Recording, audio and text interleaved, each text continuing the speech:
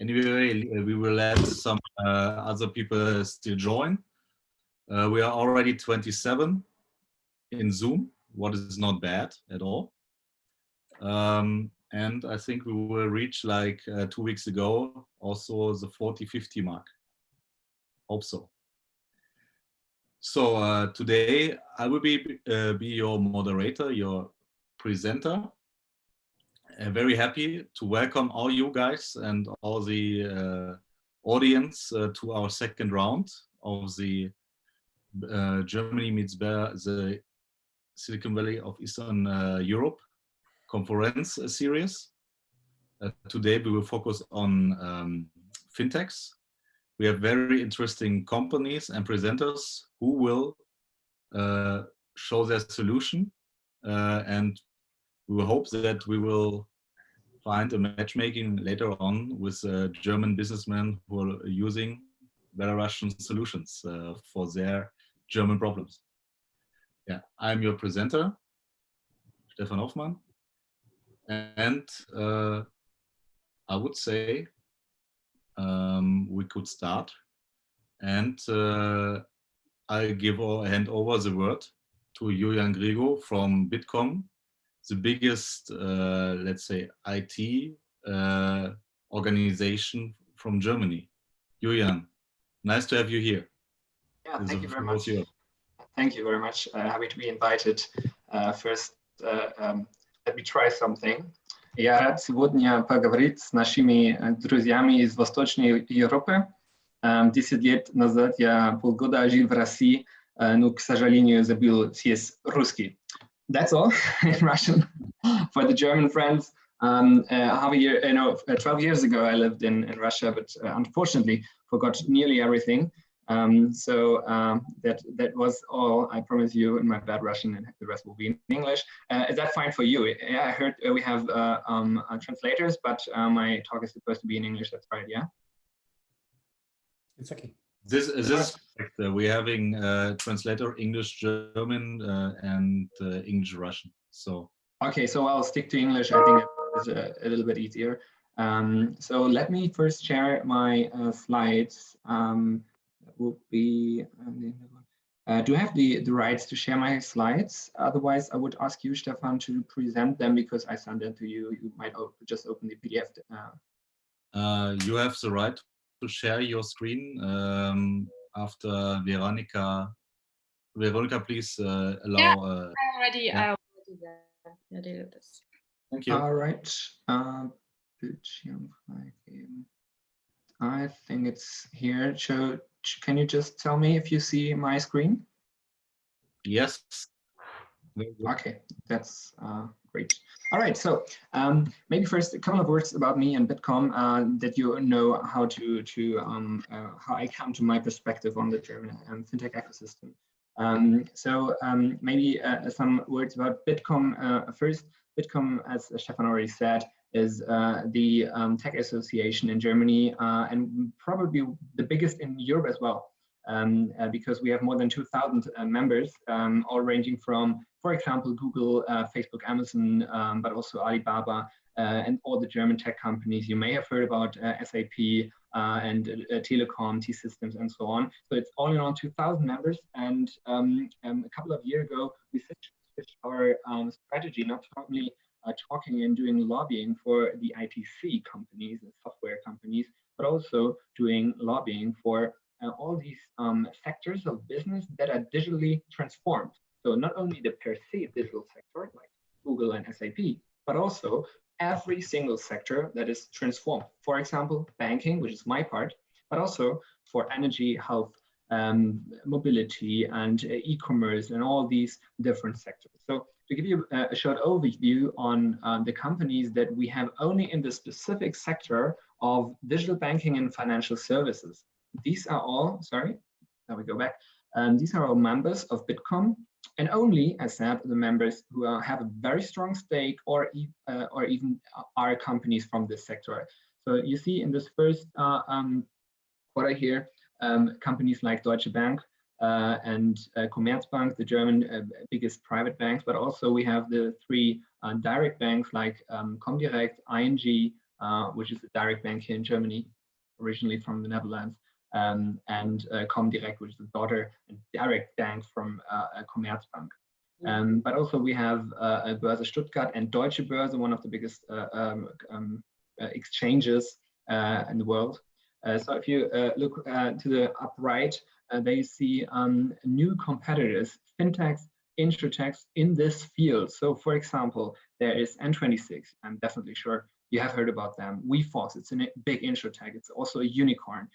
There's Solaris Bank, a white label bank that we will talk about later as well. And also Weltsparen, the international brand is Raisin. So if you look down to on the right down corner, there are companies like Google and Amazon who have a very strong stake in banking as well. Why is that?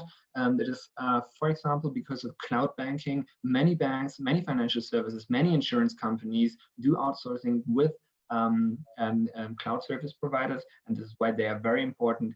Take, for example, Facebook and Apple and Samsung and Google. They are very relevant when it comes to mobile payment with our mobile devices. Yeah, and on the left corner, down on the left, there we have established ICT companies who are very important because it's the backbone of tech economy, the backbone of internet economy. Without telecom, we wouldn't have internet in Germany. Without Microsoft, we wouldn't have any operating systems, of course, next to iOS and the Apple universe, and so on. So these are the members that we represent, first into towards the politicians, second also towards the media, but we are not only communicating into the direction of the media and the politicians, but also backwards from the politicians. If there's a new draft of a new law, we talk with our members and inform them of what's there to come. Sorry? All right, I think that wasn't mentioned. So through this shift on this slide, we see the development of member companies by numbers of Bitkom during the years from 2001 to 2019. You see a very strong growth. This is first because digitization is very important, and everybody there are a lot of new companies founded, and they come to Bitkom and join us. And second, there's this shift in our strategy to also address the digital transformation of non-ICT sectors. So this is enough about Bitkom. Through this work, we have established ourselves as kind of the FinTech lobby in Germany, because there are banking associations, but there's not the one FinTech association. So that's more or less me at Bitkom, and yeah, I'm very proud of this job, and it's very a privilege to work with all our founders of N26 and so on, because we give them leverage. This is why they stick to us, and we have a very close contact network with the politicians and the private sector. So the next chapter is about fintechs in Germany. How many are there? What about funding rounds? And to just give you a short overview, very short, the second will be the transformation, what's happening there with the corporations, with white label banking, with platform banking.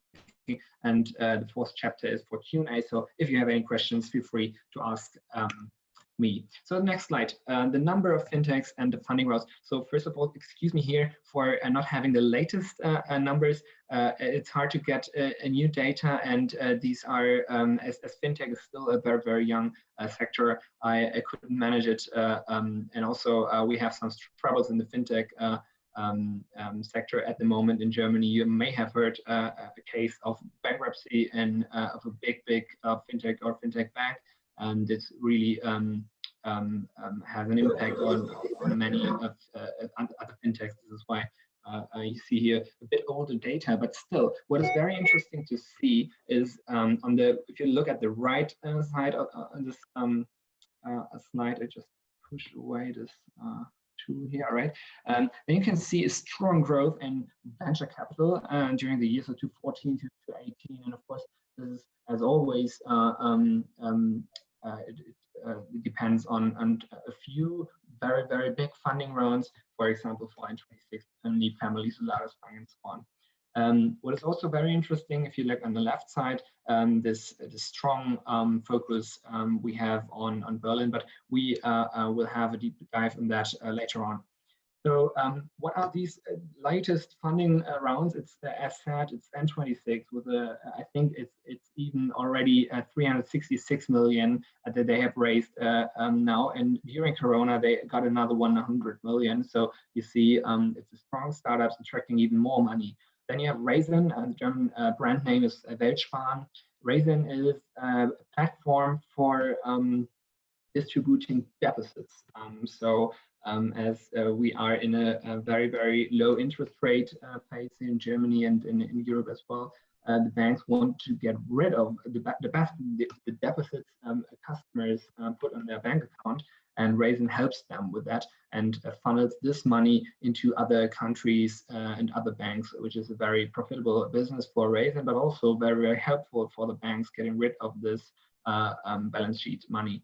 And there's WeFox number 3, which is an InsurTech, also already a unicorn. And then we have Deposit Solutions doing kind of the same business as Raisin does, and so on. Many more. We will not go into detail on each of them.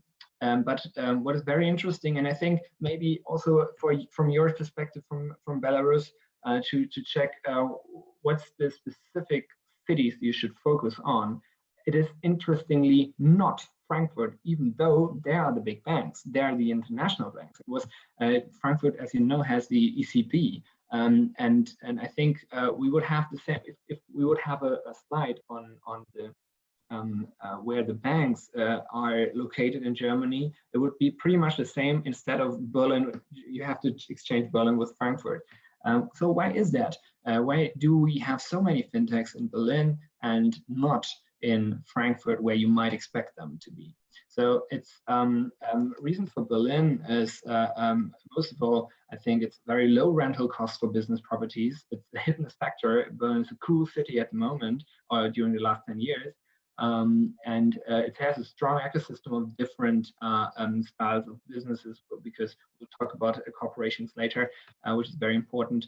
There's an ecosystem of funding. We have VCs and private equity firms in Berlin, and a lot of universities, and it's the most international city, even more international than Frankfurt.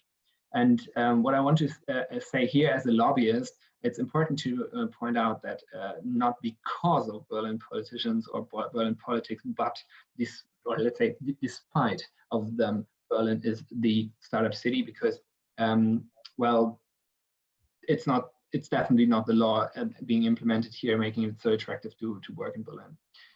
So what are the categories of fintechs? We have a huge part of it is prop tech. Another one is, sorry for the German slides here, it's financing, insurtech, investment, accounting, and so on. I think you can, Stefan, you will deliver the, or provide the slides to the participants, so we don't have to get into detail here as well.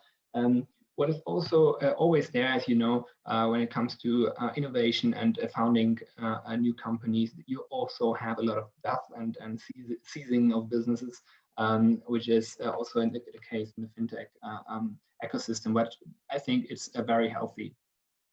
Let me have also a short notice on short words on the developments on what we can see here.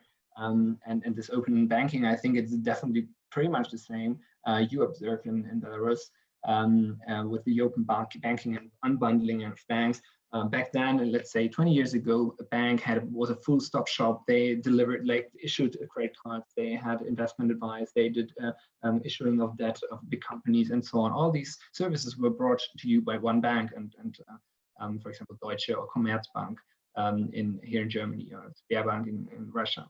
And then you had a lot of small fintechs scaling quickly and have a very narrow focus on a specific point of the value chain, and they scaled up, and you see that with companies like Raisin and Scalable Capital. I will not go too much into the details of the numbers here, but shift to this second phase of this open banking development. So the first phase was unbundling the banks, so just like put something out of the value chain and be better in that. The second is rebundling fintechs and banks. What we see now is not this old banks versus fintechs, but maybe banks with fintechs, and a lot of business opportunities arise here, a lot of corporations arise here, and some people, some companies even plan their business as being a platform which is new. I'll give you just some examples. For example, Raisin, this FinTech here from Berlin, that has does this deposit business, funneling deposit from German savers into, for example, a Finnish or a Polish bank.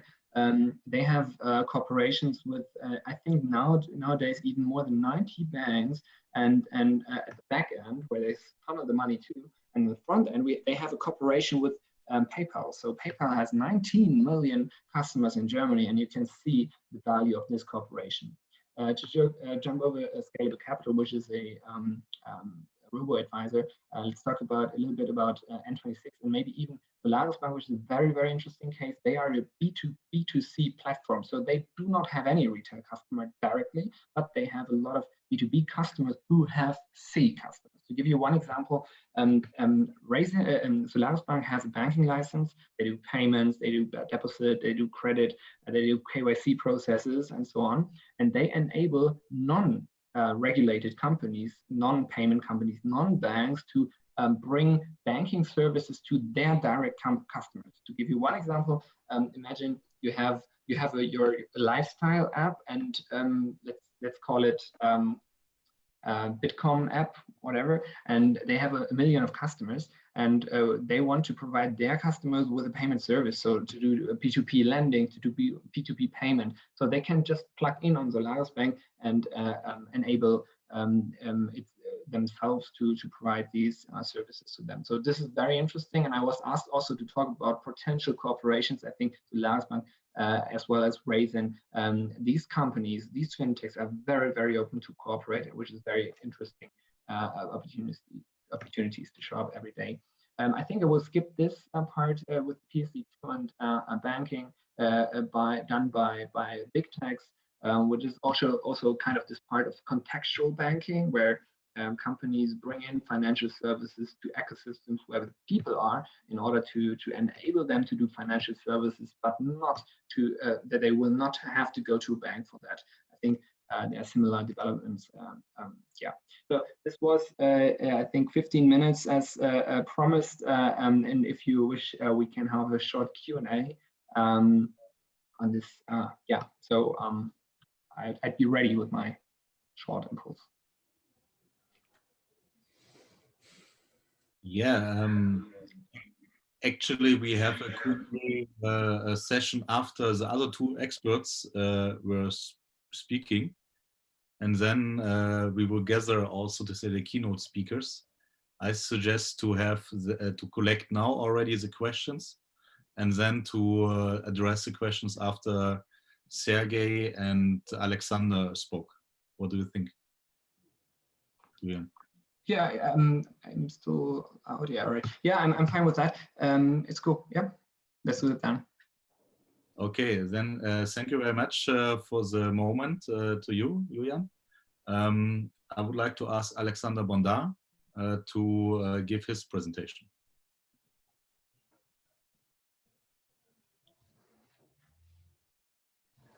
Okay. Hi to everyone. Hi. Just launching my presentation. Just yes, that's it.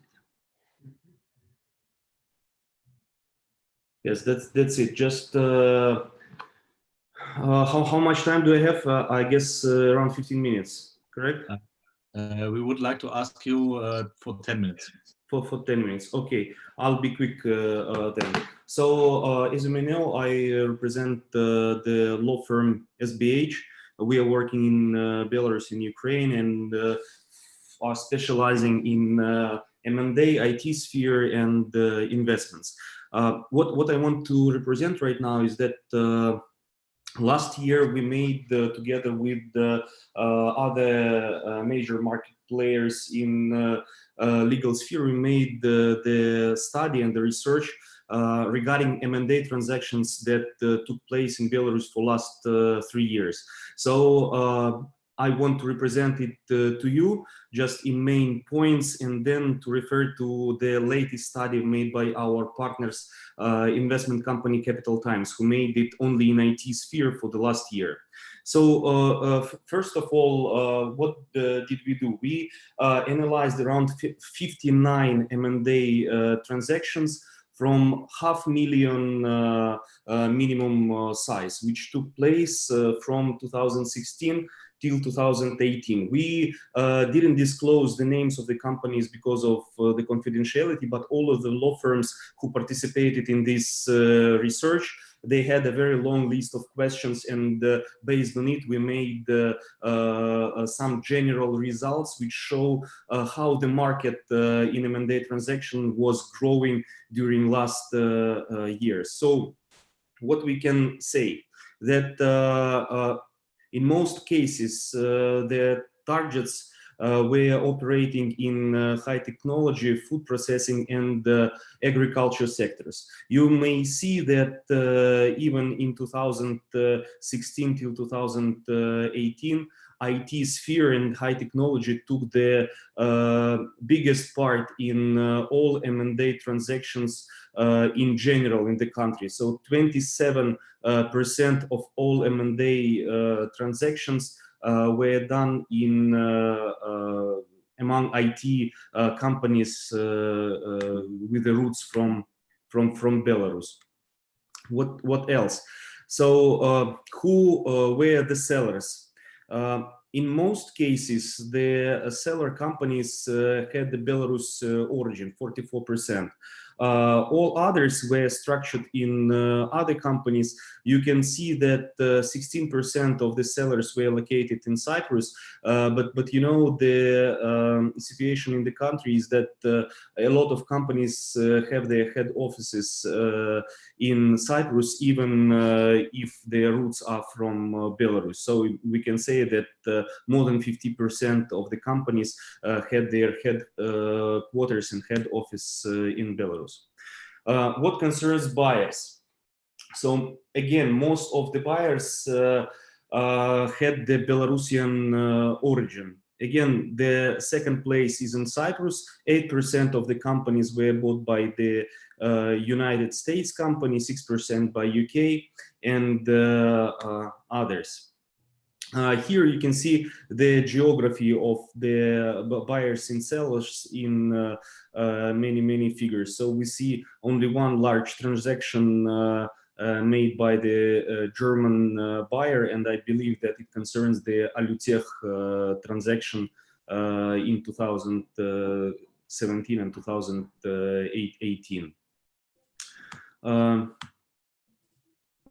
General characteristic of the transaction. So you can see that most of the transaction were to make the full exit or buying the full stock in shares of Belarus company, around 65%, where they acquired more than 75% of control level.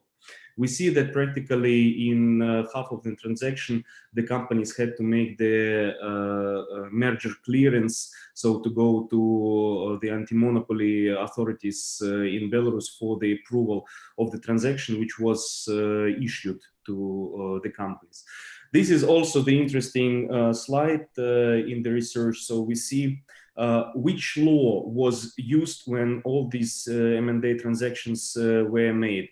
And we see that in most of cases, it was Belarus and UK law. So in practically all of the cases, both UK and Belarus governing law was used. So we can see that, and especially it concerns the high-tech part from 2018, it was allowed to use a foreign law in transactions, and practically all of them are governed by the UK law as well. As for the language of the documents and of the agreement, we can see that around 94% of all the documents were prepared in Russian and English as well. So most of the M&A agreements were done in Russian and English. we can say that practically all of our lawyers in our firm and in all competing top firms, they are working with the English-based documents as well. So here we see that we can provide very good service for both sides, for the seller and for the buyer as well. As for the dispute resolution, you can see that the top one dispute resolution place in share purchase agreements was in London International Arbitration Court. So for LCIA, 35% of all the agreements were referring to this arbitration authority. 22% of all the arbitrations were in Belarus Arbitration Court, and Paris ICC-based arbitration was put into 17% of all. And of course, you see that practically all the agreements were used by arbitration, and only 40% of them were given to the national institutional courts. So we can see that most goes to the international commercial arbitration. Here you can see the information about medium checks, so the prices for which the companies were acquired. So you can see that most of the transactions were done between 1 to 25 million euros. Only 4% of the transactions were up 100 million euros, and only 2% were within the limits from 50 to 100 million. Most of the payment terms for the agreements were like 46% were about the upfront payments, and the installments payments were made in 30% of the purchase price. So the information regarding the delay in payments, so you can see on the right corner, it's around from 3 to 18 months. It was the delay in payment as the parties agreed on them. So as for the price closing logbooks, this is, I will go through the just legal issues that can be not interesting, though for us it's very interesting how the all shares will be structured. So we can also see that in 24% of all the transactions, it also went with the shareholders agreement between the parties only, and most of them were under the UK law, but I believe that it mostly goes with the EBRD smaller investments in the companies and smaller acquisitions. So that's why most of it was under the UK law. So what else? So non-compete and other agreements, duration of the transactions.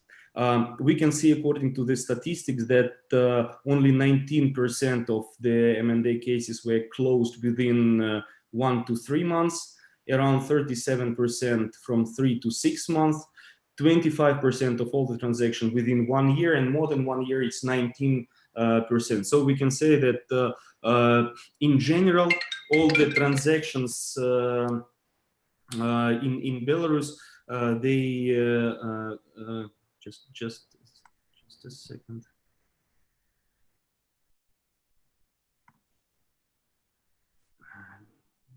Just a second.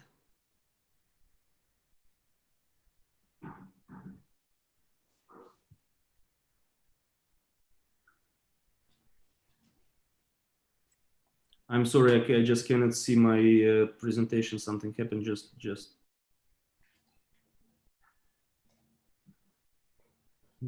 a second.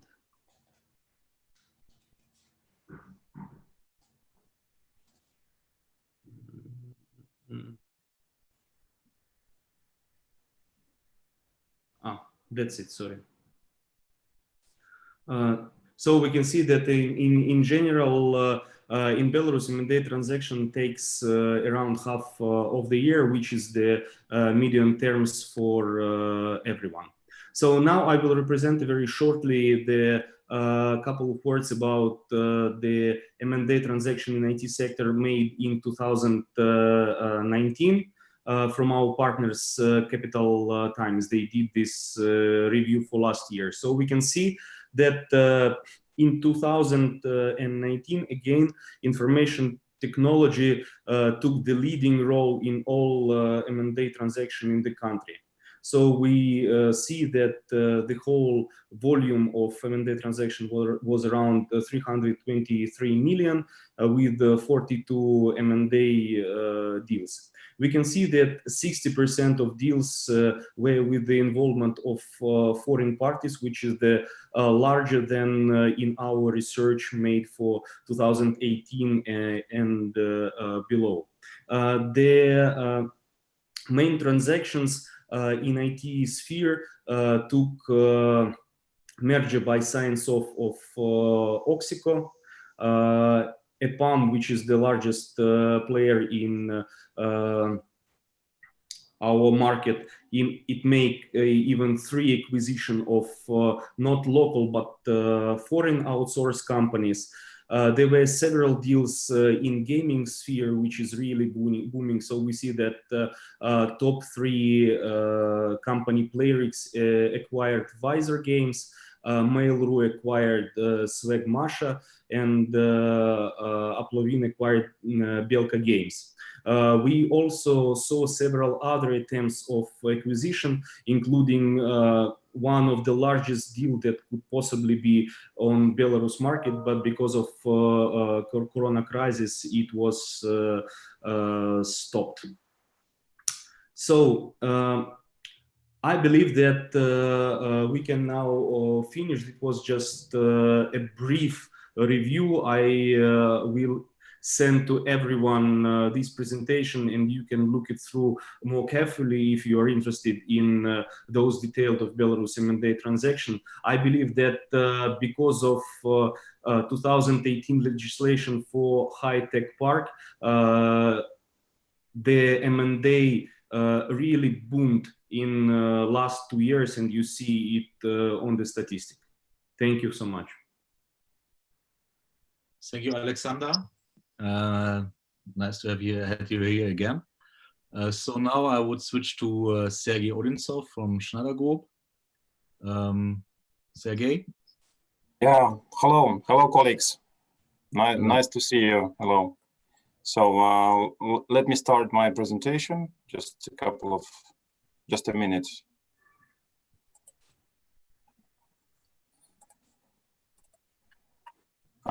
Here we go.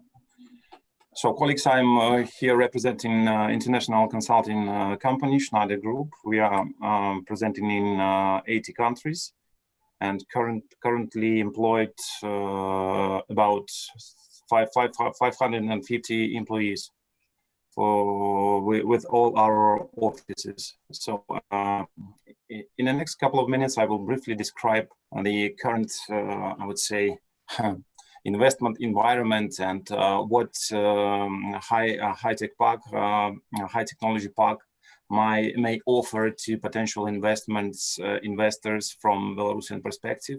So many of you are already aware of what we have, the so-called small Silicon Valley in Belarus. But for those of you who takes a look at the first time, this might have an interest. So we are starting from general investment plan.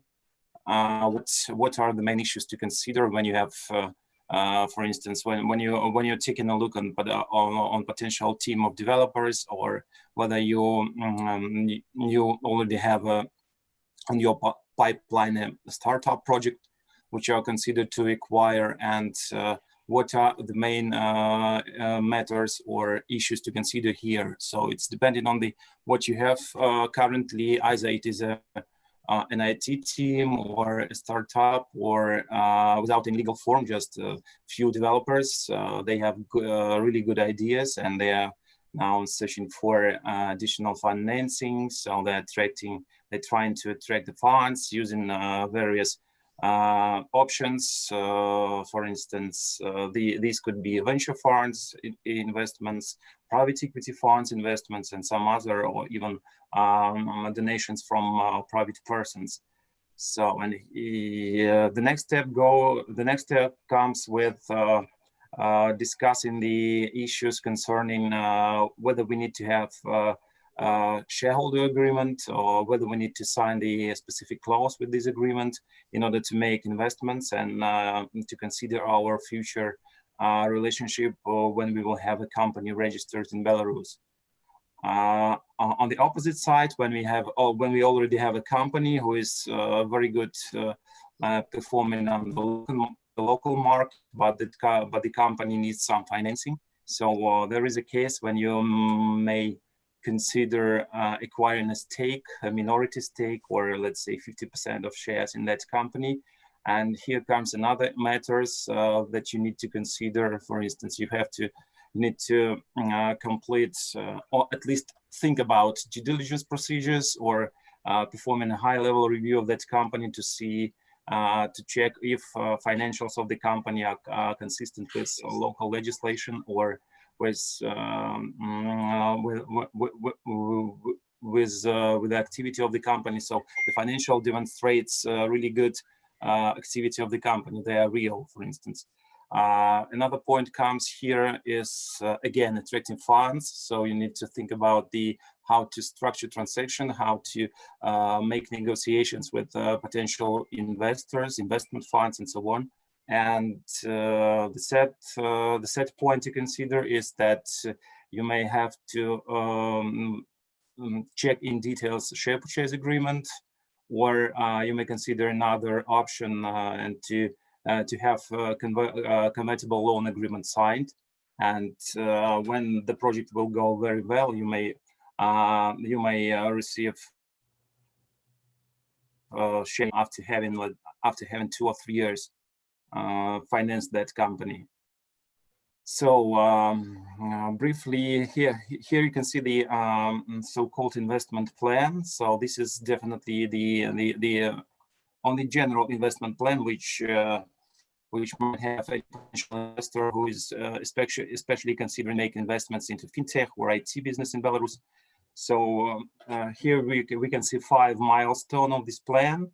So the most significant one is that when you have already a company established and registered with a high-tech park, you need to make the company profitable, and you need to think about how to increase capitalization of the company. And definitely the current treatment of high-tech park would very much help to increase capitalization of your company.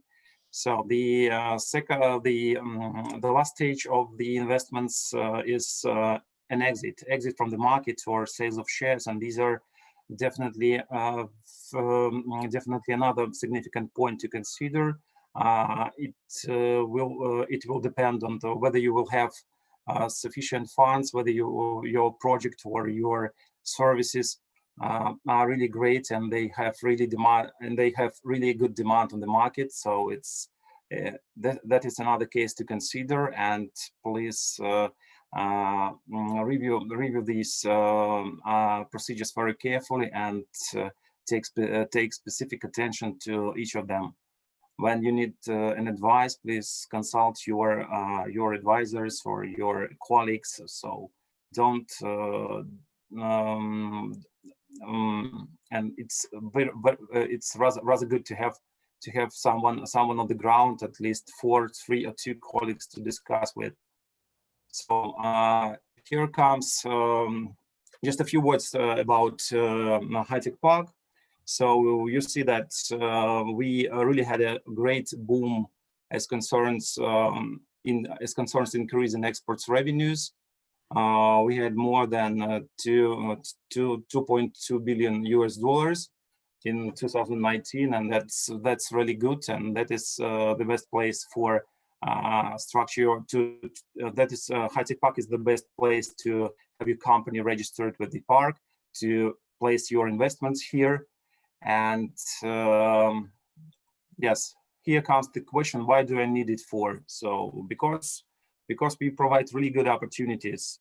We have international law concepts. When you have a company registered with HiTech Park, you may opt to use British law concept to structure the deal using British law concepts, as just Alexander Bonder mentioned before. So you have an opportunity to open offshore bank accounts without any permissions from local national bank. You have pretty much incentive that concerns preparing documents, preparing statements or act which are signed unilaterally. These documents are used for accounting and tax purposes to document a transaction, and and you don't have to waste your time explaining a potential business partner for what these documents are about. Why do I need to sign these documents? So we have also simplified procedures for hiring foreign IT experts, and definitely if you will consider to sell the shares in the company, you will need to pay only a very low amount of tax. For instance, if the shares are sold by an individual, there will be taxed at lower personal income tax rates, or if the shares are sold by a foreign resident company, then this transaction is tax exempt. I mean, transaction is exempted from local tax. So here comes a brief overview of what we have, what legal concepts are currently allowable for HiTech Park resident companies. So you may structure the deal the way you used to. You may have to consider signing a convertible loan agreement, non-compete agreement, shareholders agreement. So using representing the company by having the irrevocable power of attorney signed, and so on and so forth. So the next comes an overview of the tax benefits which are currently offered by HiTech Park to its investors, to companies resident in HiTech Park. So here you can see that almost all individual and corporate taxes which are currently available in Belarus, companies that are resident of HiTech Park, they are paying only one tax. It is called tax on revenues, 1% on revenues on quarterly basis. It should be noted that this tax is not mentioned in our tax code or any other let's say tax related legal acts, but nevertheless this is a kind of a payment which should be paid to HiTech Park administration for being a member, a kind of a membership fee which is paid on quarterly basis. So for those of you who have cryptocurrency, who are engaged in cryptocurrency related businesses, we have quite good opportunities, and we have tax holidays on cryptocurrency related businesses, cryptocurrency related revenues and income until 2023. So there is an exemption from withholding from value-added tax and corporate income tax for HiTech Park companies on all transactions related on all transactions concerning tokens, including mining, and for other companies that are non-resident with HiTech Park, there are some VAT and CAT exemption on specific type of incomes. For instance, the income from token disposal. So when you have tokens disposed to other company, to the third party company or an individual. So when you have the tokens exchanged for other tokens, and when you have tokens and monetary funds or cash received as an investment from development and placing of other tokens using HiTech Park residents. Last but not least, we are offering support on each milestone of investment, starting from milestone 1 when you have investment planning stage, and until the final milestone 5 when you are considering to sell shares of your business in Belarus, or you consider business restructuring. Yes. So please, we are looking forward to see your questions, and we may discuss this later when we have Q&A session. Thank you very much for your attention. Stay in touch. Thanks.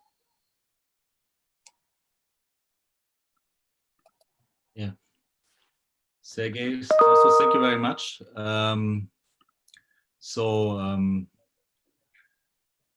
Veronica, please unshare Sergey's presentation.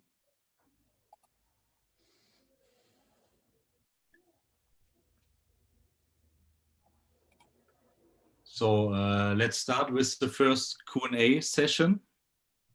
Somebody from the audience want to ask something to our speakers?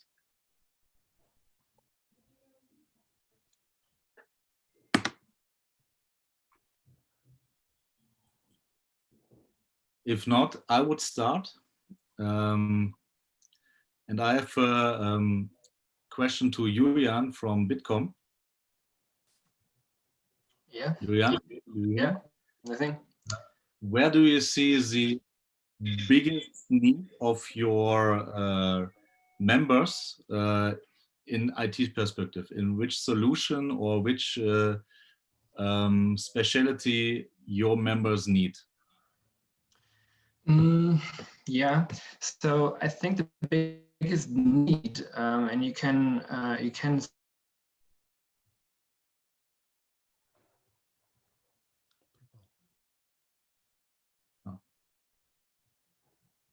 something bad. Julian, we cannot hear you. the video. Can you hear me now? We hear you again, yes. All right, okay, so I just switched off the video, but I'm seeing you.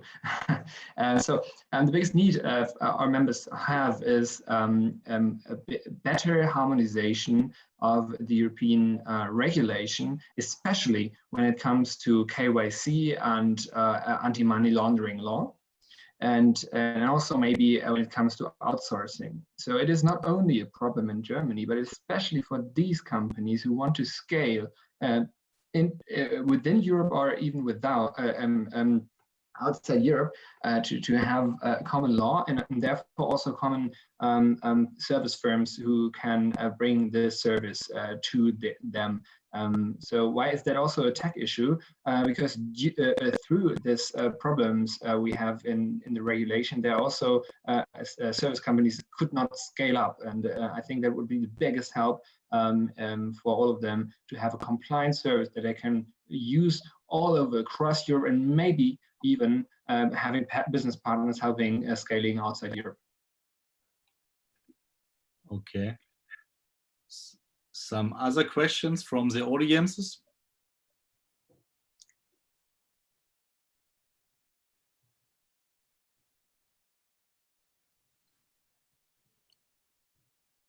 If not, I would have a second question to you, Julian. Yeah. Where do you see the biggest potential for cooperation between Belarus and Germany in your sphere?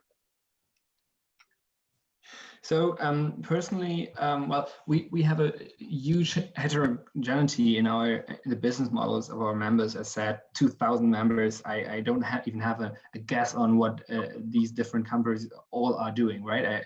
I might have some insight in some, but what I think is very interesting, and from my perspective, the most disruptive sector at the moment within this fintech, or the most disruptive parts in technology within the fintech sphere, is definitely distributed ledger technology, maybe decentralized finance, not so much coin offerings, but government tokens, what we can do, see with COM protocol and Maker and so on. This is so interesting what's happening there.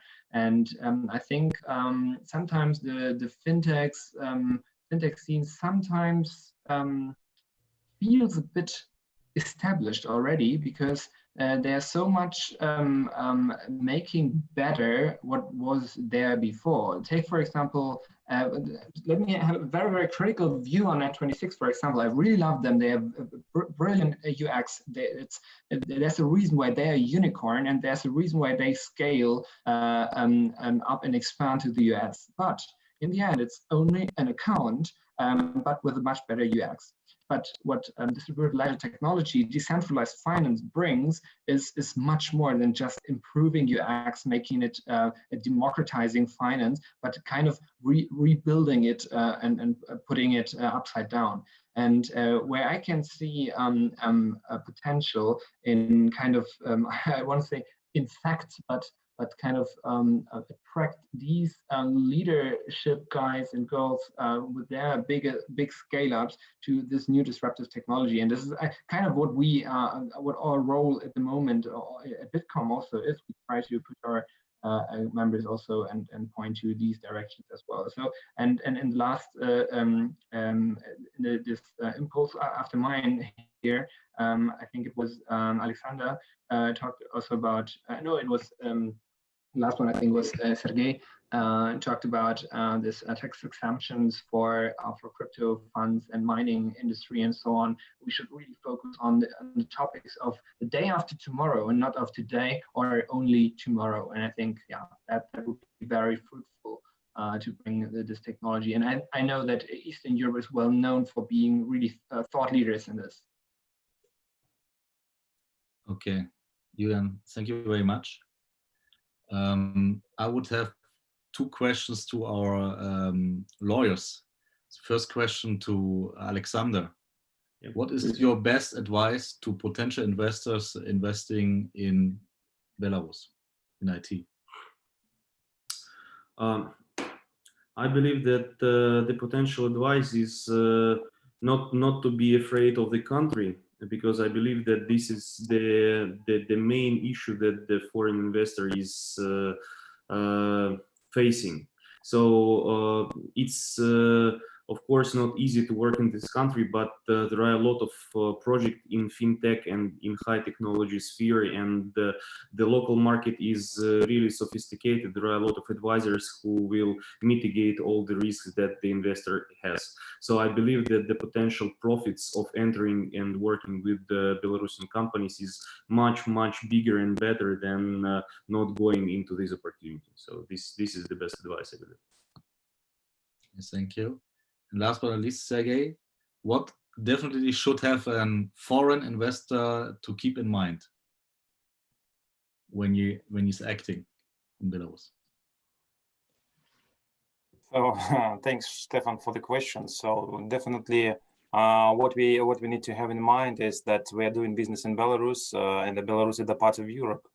So and we are a country of law, I would say so. And as Alexander already mentioned, that we have quite good number of advisors who could assist you with any matters and trying to mitigate the risks to the minimum.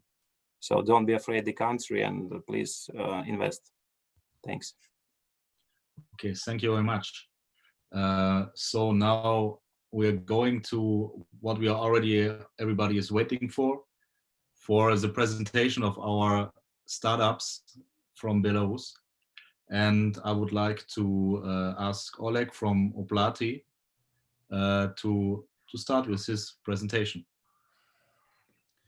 Hello for everybody. Okay.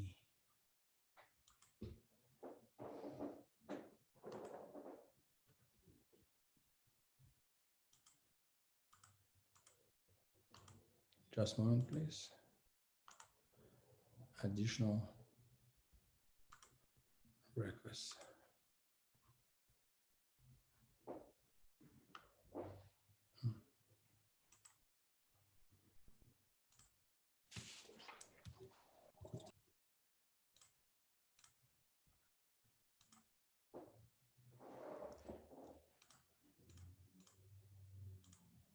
Just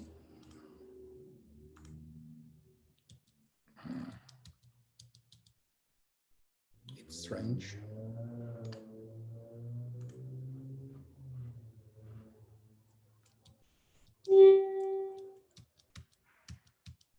I could not show my desktop with my PowerPoint. Veronica, can you check it, please? Yes, but yeah, it should work.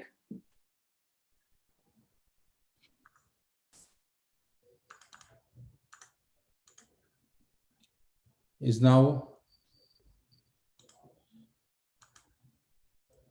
You should allow Zoom to share your screen first. Yeah, I see, but I already make everything what he demanded.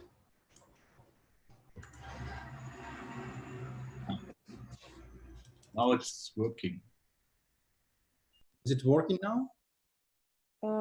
Yes, we see your screen, but we see not the presentation. It's very strange. Something not understandable. Everything already. When sharing your screen, you need to open the presentation directly, not just to share your screen. Yeah. Now we see it.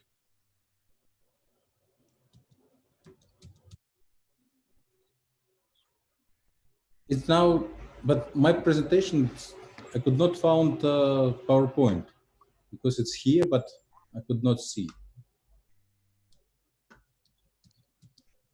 It's something strange.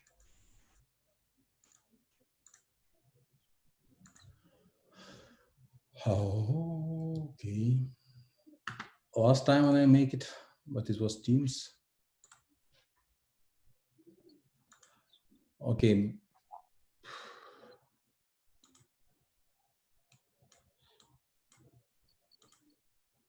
It's not understandable for me because it was PowerPoint, but now it's not here.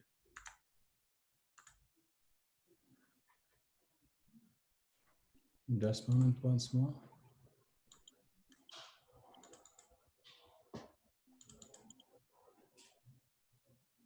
Is it presentation on the screen? Yeah, we can see it right now. We can see it. We can see it. Просто ее на большой экран. Все, супер. I'm sorry for the delay, guys. Okay. Okay. We're good in time. No worry. No worries. We are good in time. Thank you. Aplati, it's financial service which was established with the LWO company, and the LWO company was founded in 2008, and we already on market. And our biggest projects, it's some government standards for international safety standards for National Bank of our country standards of electronic documents. Also, we are make development of new major road police systems, and also we make development for system of census of the population with planchets, with mobile computers. Also, we make land registry of country, make some archives. We make some works for national post structure. It's like in part of payment system, and we make also cashier system for national railroad. It's like maybe more than 1,000 cashiers. It's in railway stations. It's mobile stations, mobile cashiers, and it's also ticket machines. Everything was in one system, and it was developed from our company.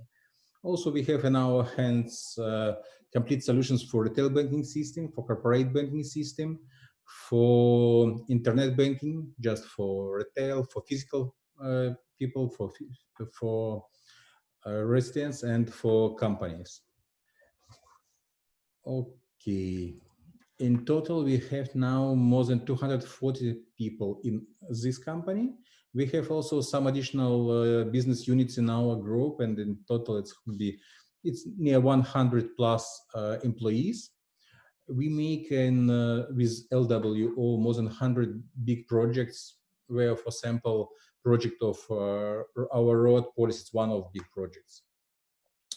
We make now near 90,000 any requests. It's like small tasks, and we have really high experience with banking, and all our staff, it's together more than 2,500 years experience in banking IT, or in banking like retail banking systems or corporate banking. It's our major customers, and top line, it's just government structures. It's road police and some special forces. We're working also for our some ministries, Ministry of Communication and Informatic Technologies, Ministry of Economy, and the National Statistic Committee. We're also working with our post, railway station, railway, and the cadastre agency, also with National Center of Electronic Services. Another half, it's biggest our banks. It's some banks from Belarus, some banks from Uzbekistan, Kyrgyzstan, Kazakhstan. We have our daughter companies in Kazakhstan, in some other countries. Biggest issue why I ask about opportunity to present our payment service Aplati, it's a strategic view for future, because in existing situation we have in our country 50% it's cash operations with cash between residents of country, and near 50% it's non-cash. And non-cash, it's meal international payment systems like Visa and MasterCard. And in reality, it's very big companies and very big value. And for our country, it's also very important because we have to pay some percents for each transaction between residents in our country. And it's very big gap between rate of international payment system in Europe and here. Here we pay sometime near 1% or more, and in Europe interchange between banks it's near 0.1 because it was agreement between European Commission and international payment systems. It's very important for us because it's percentage from full amount of non-cash transaction in our country, and it's really, really huge money because in last year it was near $15 billion in transactions, and in reality it's cost for our country around 50 million per year. And in this situation, our strategic solution, our strategic view for future, it's evolution of our payment system. It's evolution of our agreements with international payment systems. We mean that we ask our forces, our company to make development of system for opportunity to make non-cash transactions without participation of international payment systems. It means that we have to have opportunity to pay from resident in Belarus to another resident of Belarus for products or services which was produced and they are selling in Belarus without any commission for foreign companies. And it's just eliminate dependence our system from international payment systems. Solutions, as we see, is this solution, it's our own national payment service, which will be based on the QR codes.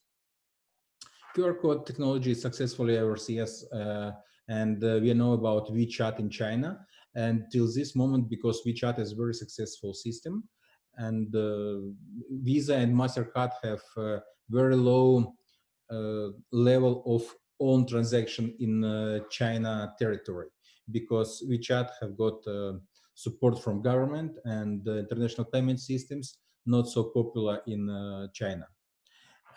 Here, what we see with QR code technology, it's less commission or no commission payments for these services. It's all systems cost will be heavily decreased, and commissions really decreased. It's in 10 times. And here it's very important. Just ways could be implemented. It's everything where we are using cash or we are using banking cards. And in reality, it's very important because sometimes some spheres like public transportation, like services in tourism, usually it's not possible to make payments with cards because it's very low amounts. It could be, for example, in our country, cost of one ticket for public transportation, it's like 40 euro cents, and even less. And in reality, if you will use international payment systems or banking cards for opportunity to pay these amounts, it will be really high commission from this amount in digits. And because transportation, it's 100 million tickets per day, 100,000 tickets per day, it's really big quantity of this transaction. And in this time, if you will use service which will be based on the QR codes and which will not use international payment systems, we could increase a part of non-cash transactions, but without very heavy and very expensive tools. What is it? Mobile payment system. It's just system. It's payment service based on the electronic money. It isn't cryptocurrency. It's electronic money, and we just will need in a sewer bank or a sewer company. If you will have PSD2 like in Europe, we could create this system without bank in our country. But because it's Belarusian law, we need in a bank, and we have this bank in our country already, and we could make a swing of electronic money, and it's completely under government control. But very important that in our mobile payment system, it's very strong level, very hard level of identification, because according our law, we have to have full information, full identification, owner of each electronic wallet. And if you will see for European laws, usually it's not demanded, and it's good, very good step ahead in EC area. It's this service could make P2P transfers. It could be in chat, because in system implemented chat, and it could be P2P based on the QR. And also it could be payments online through POS or through internet sites. And any digital assets. It looks like loyalty cards, electronic tickets, electronic checks from shops, etc., etc., etc. It could be control for wallet of my child, for example, or it could be group wallets. And which services we are providing? It's cash desk. It's usual cash machine which we could find in any shopping mall. It could be deep integration, or it could be made through API. It could be any personal account for merchants when they could make installation on the phone. It could be Apple, it could be Android phone, and we could make transaction just with two phones only. And one will be for company or for business unit, and another could be for physical person or for any individual. And also it could be transaction between two phones if it's two individuals. People could see each other's, or they could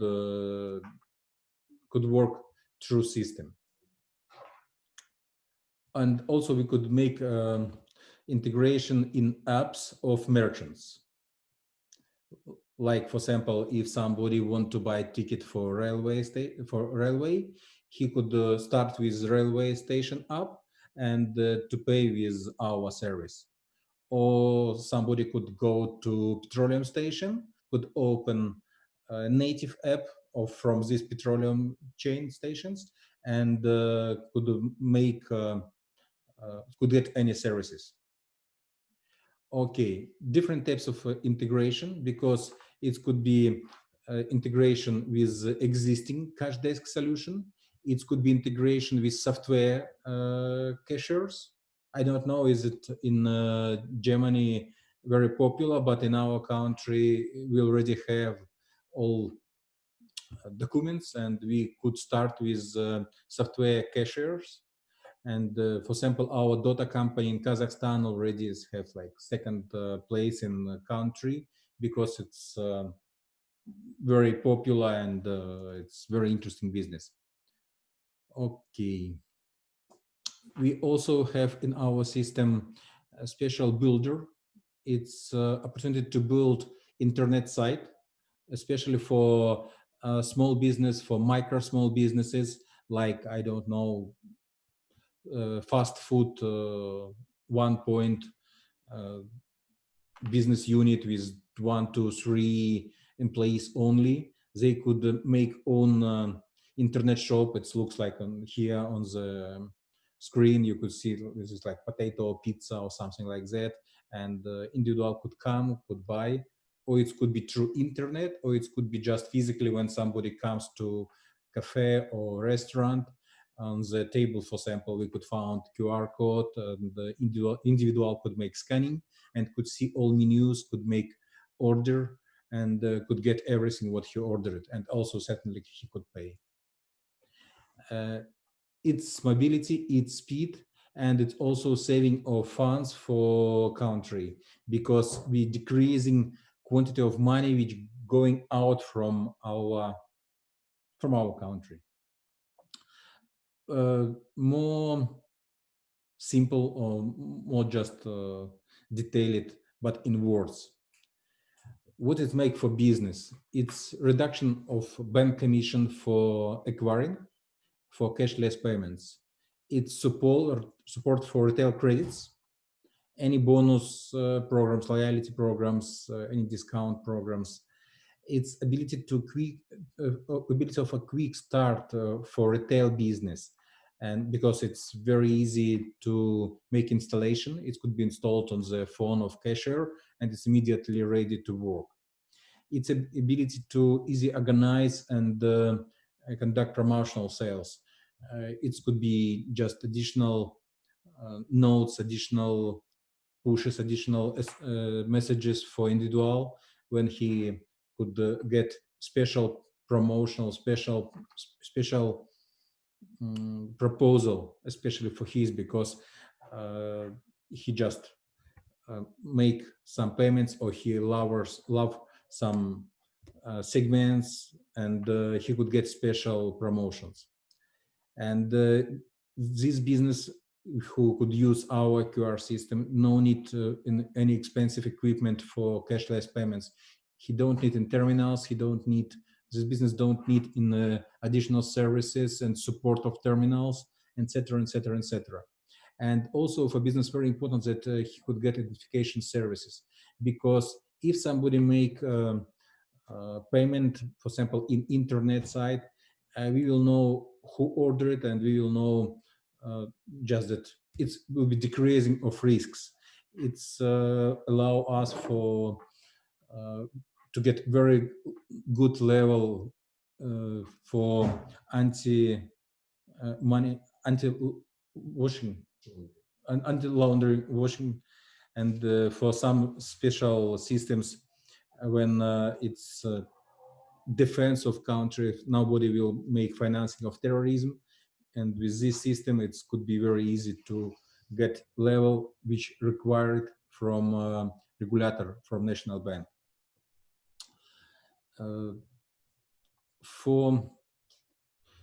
We could see it's no depends from international payment systems, very easy business processes, and the performing operation in self-service mode. Or it could be in internet site, or it could be, for example, in shopping malls, when a special cashiers, when people coming with up to shop and could make scanning of QR codes or 1D code with lines, and we could get electronic check, and we could make check out in time of when we will go outside from shop, or after the line we have to make check out. Why it's possibility for quick start of retail business? Just because it's simplification of cash desk, and it's very easy to use. It's also transiting of order process, or it's for fast food, or for restaurants, or for any type of business, because it could be info kiosk with recommendations, it could be online shopping, or it could be mobile application. Customization in self-service mode, yes, just because it's a lot of constructors. Online store, mobile application, and info kiosk. We could be very open for our customers. And certainly just one spot because we don't need expensive equipment. Software support, yes? May I ask you to come to the end? Sorry? May I ask you to come to the end? Yes. Thank you. Yes.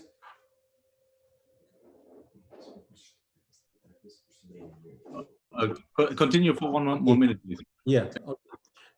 One more for individuals, what we could make. It's ecosystem with application for comfortable life.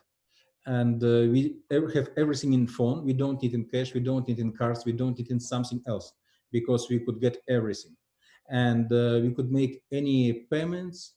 We could make additional checks of our children. We could have opportunity to see our checks from shops, our tickets, our wallets, and we could get very easy transport payments in transport, and for stated decreasing of costs, and everything from Aplati just in one page. It's just a payment service which directly focusing on the segment of small amount operations, and this service also could work with standard spheres with standard members like petroleum stations, like car dealers, like any shopping malls, products, or just any malls. In few words, it just looks like everything. Thank you very much. We were happy to have you later on in the discussion phase to answer some specific questions to your solution. I would like to ask for flying takeover by Dimitri Shetko about FinStore and the solution of FinStore.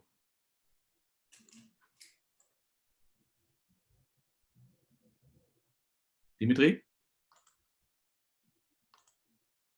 I'm ready. I'm just waiting for opportunity to show the desktop. Okay. Thank you.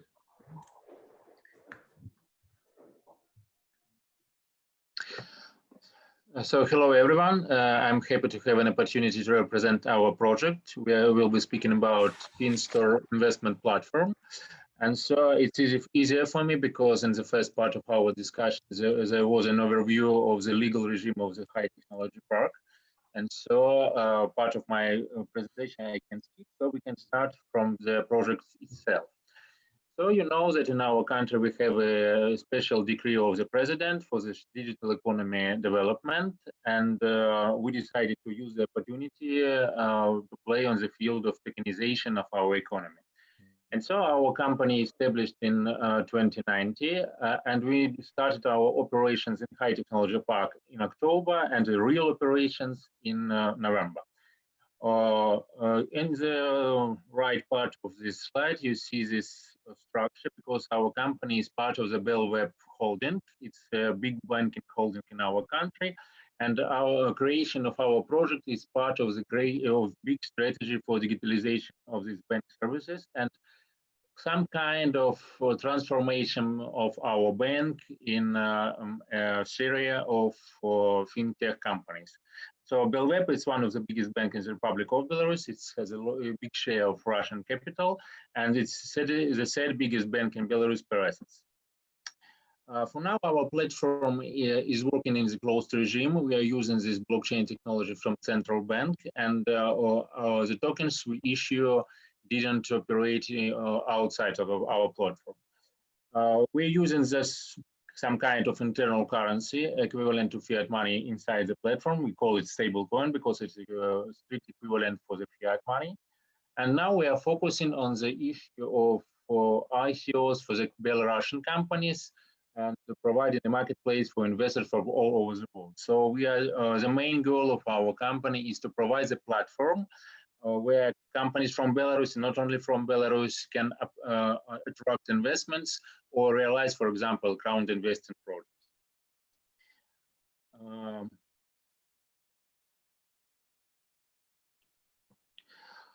So for now, according to the decree of the President of the Republic of Belarus, the token is a digital financial instrument that verifies that the owner of a token has the rights to digital objects and or a cryptocurrency. Of course, it's not a cryptocurrency in the strict meaning of this word, but we can use it for different projects. And the simplest one we are using now is the analog of the debt of the obligations from the company to return some kind of fixed income for the investor. As for now, the tokens on our platform is a digital alternative to bonds and other debt liabilities. For persons who are using it, it's quite easy. It can be done online from everywhere in our country and abroad.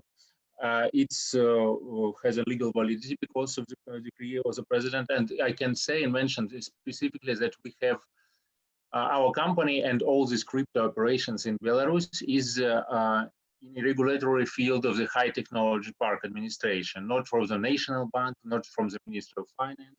We have a sole decree with all these terms, and we have a sole authority in the person of High Technology Park, which is regulate everything. And we have quite a big regulation from this entity. And this regulation is quite complex, but can be changed due to the changes of the market. So on the next slide, you can see the very simple scheme of the model of our operations. You can see that we have a very strict process. From one side, we have investors, it's legal entities or individuals from our country. On the other side, we have these ICO companies. And it's in between them, our FinStore platform, online investment platform. And inside we have exchange between stable coins bought by the investors and the coins, tokens issued for these companies who like to attract investment. For now, we have around, 10 companies who made ICO for these 6 months, and they attracted $5 million for these 6 months. And our number of investors is 1.5 thousand. It's citizens of the Republic of Belarus, but we are going to open our operations in this year for Europe, for Russian Federation, and for Eastern Asia. We are considering these 3 markets separately because they have a different approach to legislation for these things. And sometimes it's easier for people to invest in such instruments. Sometimes it's quite misty, yeah. Like in Russian Federation, we are waiting for these changes in the local legislation to understand if it's possible for Russian entities to participate in the operation on our platform. So the main Russian clients of our platform is middle class. We are speaking about Republic of Belarus. They have a prospect to accumulate and multiply savings, reliability of the platform, which is backed by the big bank. Also financial stability of ICO issues we are trying to choose for our first partners with the stable companies. Also, we are trying to address the young people who are fond of new technologies and who are not very happy with the traditional banking services. So our interface is fast and user-friendly, and it's a higher profitability due to the modern technology and lower inflexibility. And also, you know that in Belarus we have this cascade of decreasing the interest rates for the traditional banking products. And for now, we can provide a better income for guys who are investing on our platform. Therefore, we are going to work, of course, with investment funds and with venture capital, because we think that the tokenization is a very flexible instrument that can be used for crowd investing, for crowdfunding, and also for financing the startups. We are not limited with cooperation with only our bank. We now have agreements with other banks in the Republic of Belarus, and we are going to increase the number of partners in the banking sphere. And so for now, we have a simple product. Yes, it's a kind of bonds, but we are going to go forward and to make some projects in fields of estate property, ICO tokens, tokens for secondary market, and tokens which will be the equivalent of shares and will have some more complex rights for investors.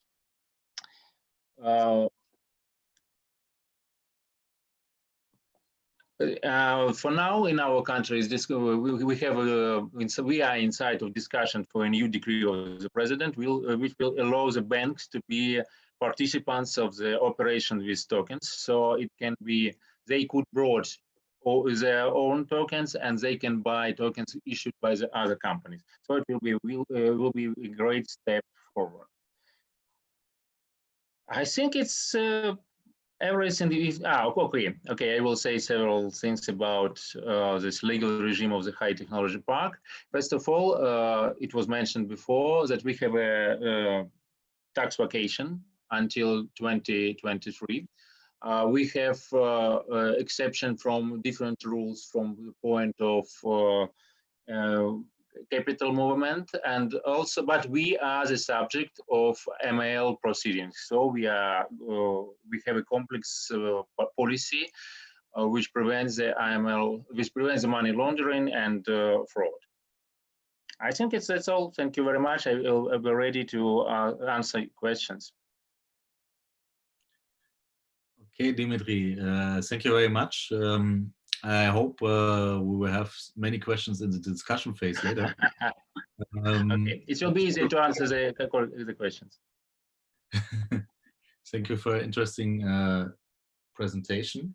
I would like now to ask Andrei Wojcik from Cashback Pro to present his company and his solution. Hi guys, do you hear me well? We hear you well, thank you. Yeah, good. So hope everyone is safe and sound. So yeah, let's start sharing the screen. Yeah, do you see my screen? Yeah. Yeah, great. How much time do I have? We would like to ask you to stay under 10 minutes. Okay. 7 cool. would be better. Yeah, okay, deal. 5 to 7 minutes. So let's start. Well, originally, Cashback Pro was founded like 2 years ago. Last year, we entered the high-tech park. So basically, it's all about users. So what we do, we allow our users to get up to 40% cashback on the money they spend in the e-commerce websites, like in booking.com, AliExpress, and so other lots of sites. So right now we have more than 1,000 website and e-commerce shops integrated. And but we found a problem, really unusual problem about content side. So what we see right now that there are lots of content sites, YouTube bloggers, and so on. So now right now there is a problem with kind of monetization of the traffic of the audience. So therefore we found a solution that allows different shops, different bloggers, and so on monetize the traffic with our ready-to-use solution. And as a result, everyone wins. So wins the site owner, traffic owner, users win because they get a cashback, and we win because we also get a user, and of course the money. So basically, it's all working on cashback, sales, and coupons. So it's like 3 products we have. So we can give the user cashback from their order. We can offer some sales and offer some coupons in more than 1,000 shops. As already mentioned, we have developed a mobile app and a browser extension that can be easily integrated in any content site, or YouTube blog, you can integrate it easily. Moreover, for some of our partners, we develop their own white label browser extension or mobile app so that they monetize the traffic with their own branded solution. So this is an example of how it looks like the web extension of Cashback Pro right now. It's working in a Google Chrome mainly, but we also right now developing Opera extension, and mobile app will be launched, I guess, in a couple of weeks. So right now we test everything.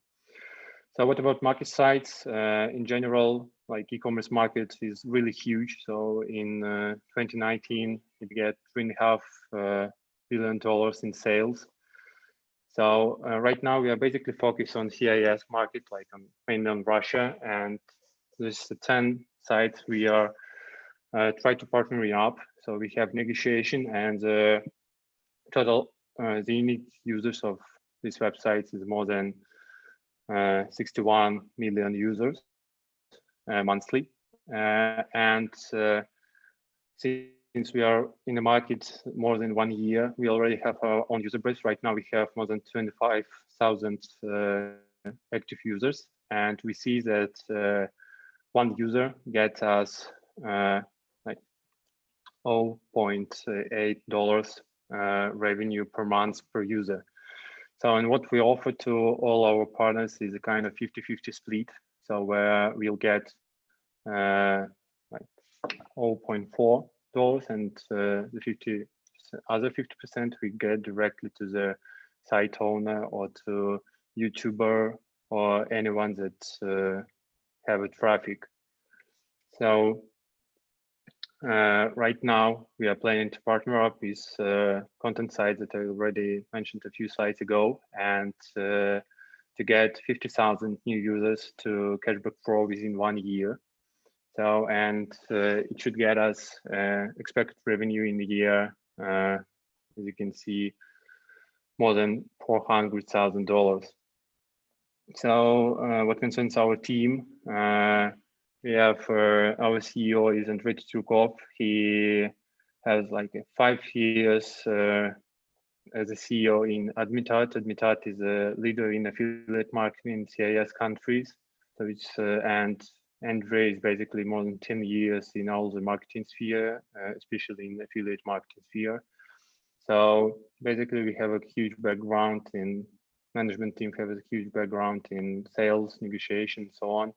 So basically, we also a part of Cashback Pro. So we have a huge, I'm also a founder of Arotech. It's a software development company, service development, basically. So we have a huge backup in tech. And right now, 30,000 has been invested so far as a convertible loan. And we are planning to attract $100,000 investment that will go basically to software development, marketing, and market expansion. So market expansion, we are negotiating with some Brazilian and like Asia affiliate networks to integrate into their platforms. Marketing, we need some money to start negotiation with some bloggers because RefShare is working good, but some of them they want money to test everything, and software development because sometimes we create, as I already mentioned, we create branded solution for our partners, and we already have one partner. It's called InfoRock. It's the largest website for like student works for education in Russia, and we already have a test flight that gives us 2,000 users, and we also see that they spend around $1 per month, like in general user base. So that's basically it, I guess. 5 or 7 minutes. Feel free to ask questions. I'm also open to answer. Yeah. Thank you, Andrei, for your presentation. Like I said, we should collect now the questions. And I would like to ask Ina from Cashew to present her company. Also, please, I'm asking you to stick to 5 to 7 minutes. Yes, good afternoon, everyone. Can you hear me well? I can hear you well, but we cannot see you.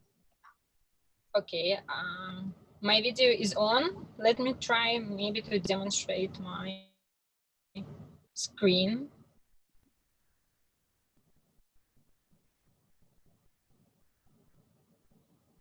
Can you see presentation? Yes, visible. I apologize. I'm on my way right now from meeting with client outside of Minsk, so I apologize in advance if connection will be a little bit bad. So let me start presentation of Cashew with some short story. Another day, I went to the store in order to buy a new laptop, only to find out that the version I wanted and needed was $3,000. To be honest, I couldn't spend $3,000 upfront, so I left empty-handed, thinking how I will pay for it. Now, imagine different scenario. When my application, banking application, is integrated with Cashew solution. Then I would have done something simple. As I walk into the store, my banking app locates me and offers some interesting options to pay. Using the app, I submit a request for a loan, receive answer immediately, and then pay. I benefit from so-called point-of-sale financing.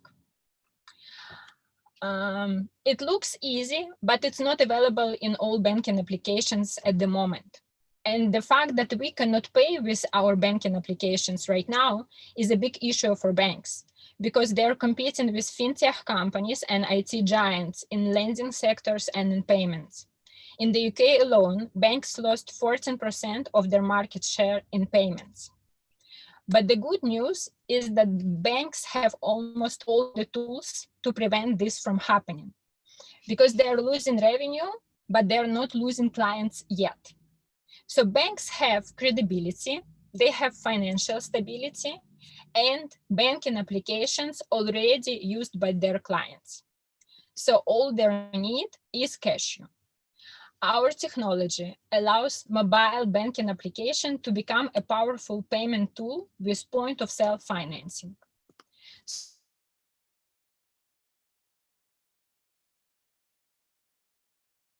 To provide direct account-to-account payments and to issue point-of-sale financing to the clients while they are shopping. So now there are benefits from all the parties.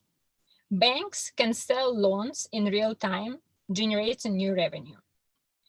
Stores increase their revenue because of point-of-sale financing options, and clients get relevant and location-specific offers.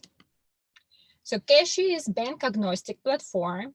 We work with different banks, and our business model is based on subscription plans and transaction fees. We act as technology partners for the banks and for merchants. At the moment, we are integrated with the biggest Belarusian bank, Belarus Bank. So we're working with their mobile banking application, and we are in the process of integrating with 2 more banks. Our merchants are different, big retail companies and small merchants. And at the moment, we have more than 800 merchants signed in our platform. In order to cover market, we integrate with point-of-sale devices and software. And Belarus is our proof of concept country. We look at the European market and at the UK market because lending market over there is about $1 trillion. We have a team of 12 people, and we have competencies in business development, in IT, in finance, in banking. And we were the first startup from Belarus that went through Barclays acceleration program. We are part of RISE London, created by Barclays. We were startup of the year last year in Belarus, and right now we are part of the global entrepreneurship program that is supported by the British government. So We right now growing every week. We add more merchants to our platform. We are working with banks, and we also looking to attract investments. And we understand that constantly digital world, constantly changing digital world will be cashless. So the future is cashew. Thank you. Ina, thank you very much for your presentation. I like your end very much. Let me.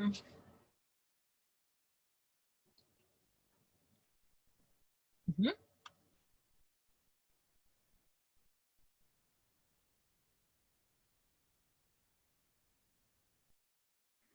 Stefan, I think you muted yourself. Yeah. So mistake often lies between the ears. So Sergey, last but not least, I'm very looking forward for the ESA's presentation. Sergey, the floor is yours.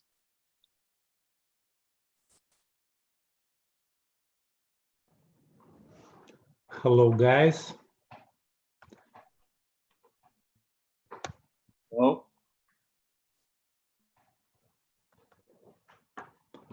Do you see my screen? We can hear and see you very well. Cool. So, hello again, colleagues. I'm very appreciative for this opportunity which you give us to introduce our company. Our company builds FinTech products for our own needs and for others.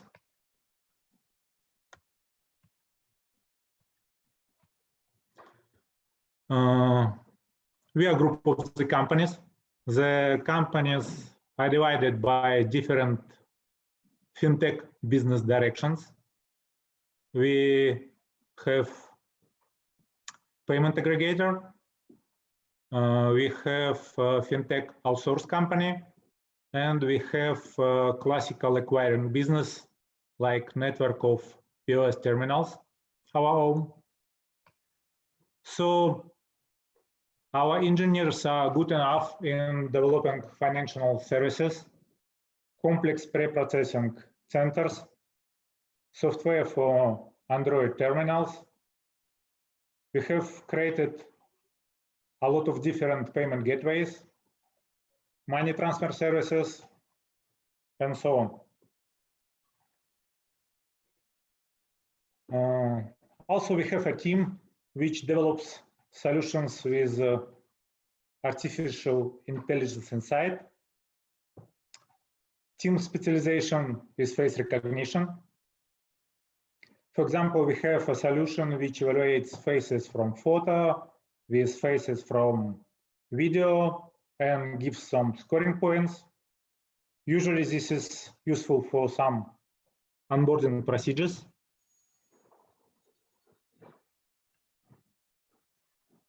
As I told you before, here in Belarus, we have 3 different business directions. The first one is our company works like classical payment aggregator. It gives opportunities for different kind of merchants to accept payments from individuals through national payment channels and of course by banking cards. Second of our FinTech direction is we have our own network of POS terminals. Frankly speaking, these are mobile POS terminals. We sell them to shops and other retailers, and we connect these terminals to our own pre-processing center, which is integrated with a couple of banking processing centers.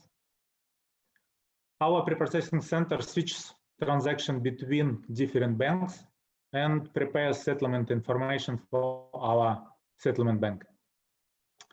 Of course, our pre-processing center goes through PCI DSS audit every year by level 1.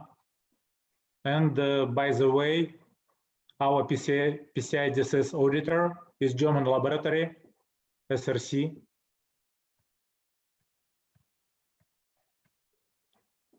Sort of our FinTech businesses is we work like FinTech laboratory and develop different FinTech solutions by request from our customers. We have a lot of them. For example, here in our country, we have big mobile network operator.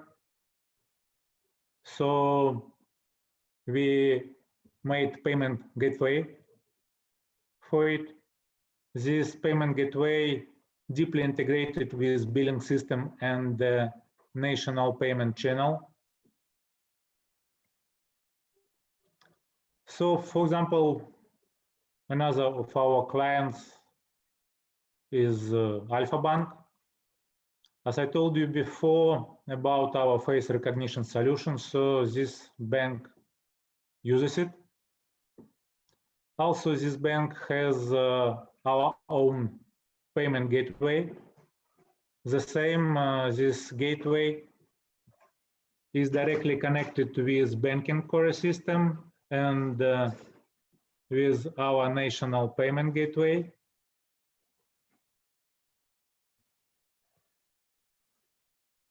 For example, from this slide, we can take Dobrobit Bank. We launched for this bank special banking product in cooperation with mobile network operator. The product is special banking card directly connected with billing account of mobile network operator.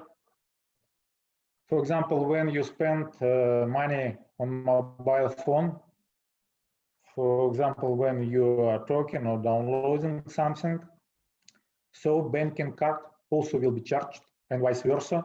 When you make top up of your card, this refills your mobile account. So we have proven experience building a variety of FinTech applications for our customers. So if you need one, you can ask us. So this is it. Thanks for your time.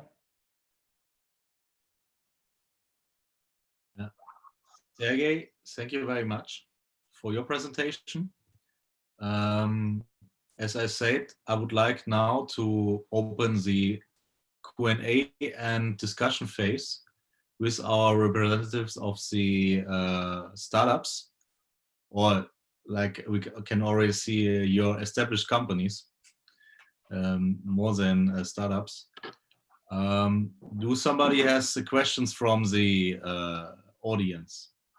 In the chat, I cannot see any question so far. If not, I would start with a question from my side as a German to the startups. I have the question: where do you see the biggest opportunities in a cooperation with Germany?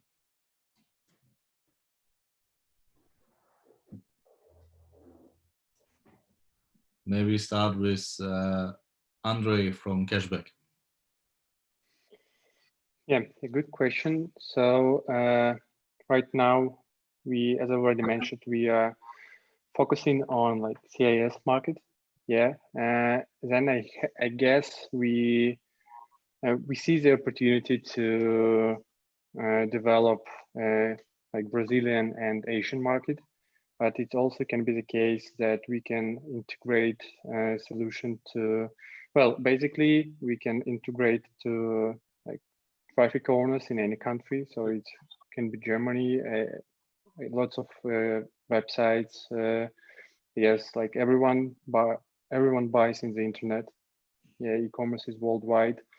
And the one that we can also integrate in some European, particularly German affiliate networks to gain more revenue inside the EU. Okay. Maybe Oleg, some comments? Yeah, certainly. For us, it's very interesting because you see market, it's a really, really big market. And for example, if we will be in touch with any financial group, which already have a lot of individuals with banking cards.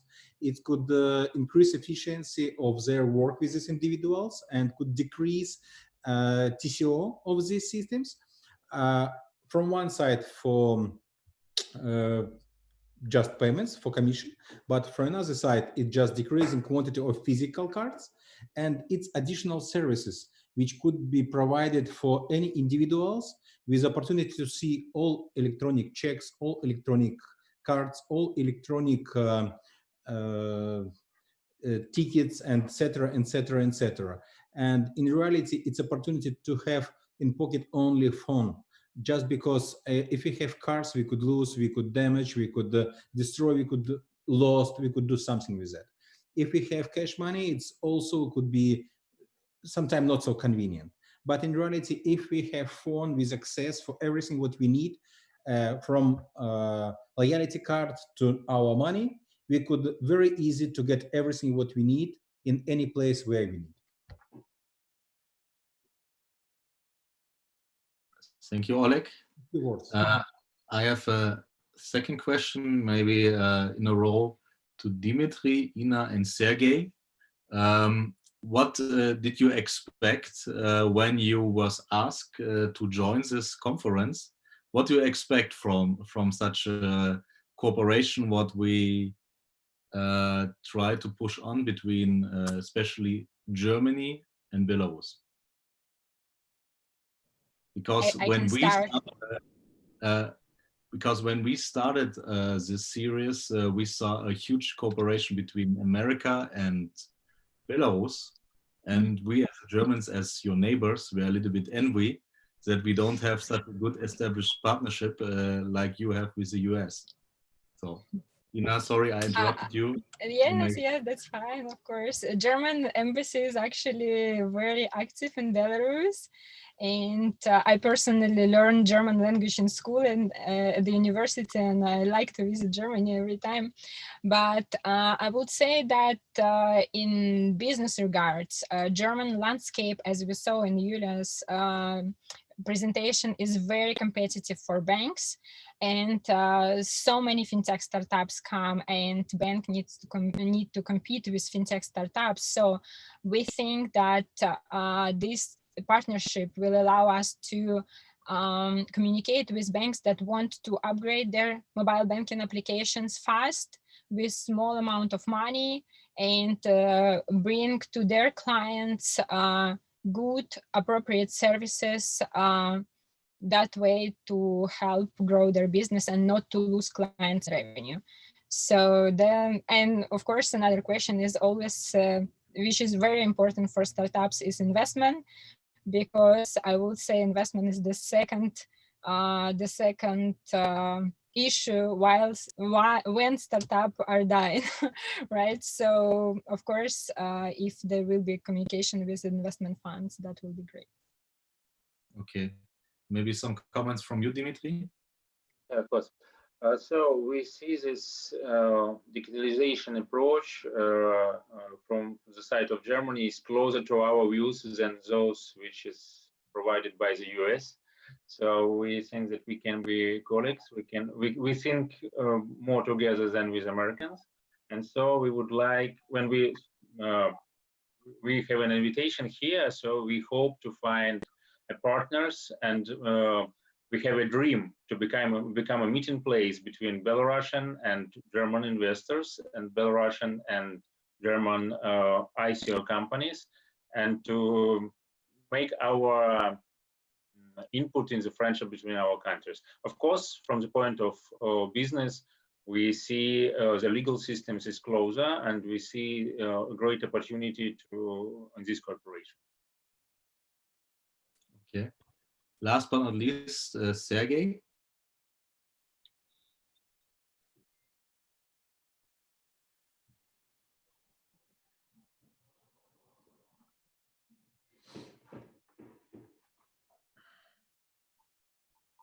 Sergey?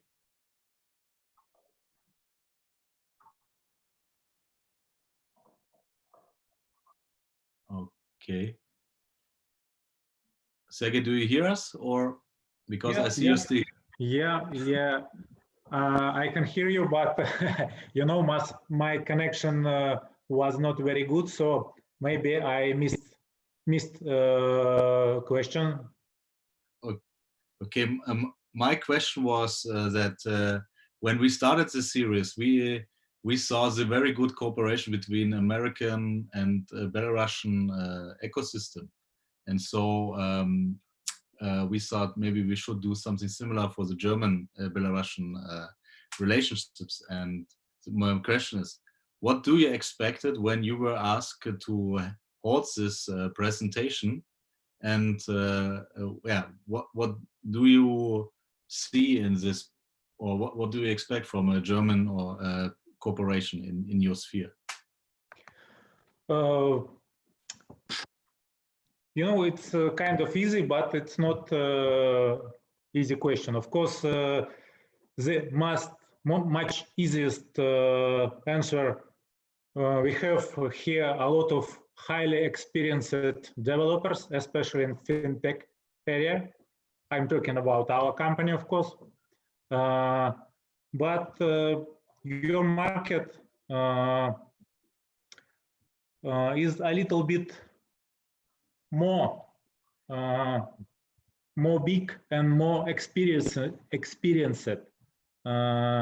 So I think if we can provide you some highly educated developers and maybe even some of our ready and not so ready software modules for FinTech area, but I think experience of your engineers and especially business analysts is very, very valuable for us, because we have not so big market, so we are not faced such problems what you faced already. So I think cooperation will be very good for both sides. Okay. Yeah. Thank you very much, Sergey, for your remarks. What I will do later on is I will ask you all guys to collect your presentations to bring it on the website, and then we will share the link with the Bitkom, who is really the powerful organization here in Germany, and also to ask them to write a newsletter, some comments to bring there on their front page, and then that everybody from their members can have a look into your solutions and maybe even to dig deeper into the Belarusian FinTech ecosystem. But last but not least, I would like to hand over to Kirill Zeletsky from the High Tech Park for his closing remarks on our today's meeting. And I have to thank you, Kirill, again, that this happened, that you connected us with a lot of very cool startups from Belarus. Thank you, Stefan. I think that your role is bigger than that, that you are this locomotive to push our bilateral cooperation in IT. I would like just to say that today we saw like 5 different projects, some of them startups, some of them just established companies, but I would say that 5 companies, they represented the diversity of Belarusian IT, especially in FinTech. Those include tokenization, which is very much interested by the German businessmen, as we heard it in Berlin. Those include the payment systems. Those include the new startups for new discounts. So all those financial instruments and new financial like FinTech startups.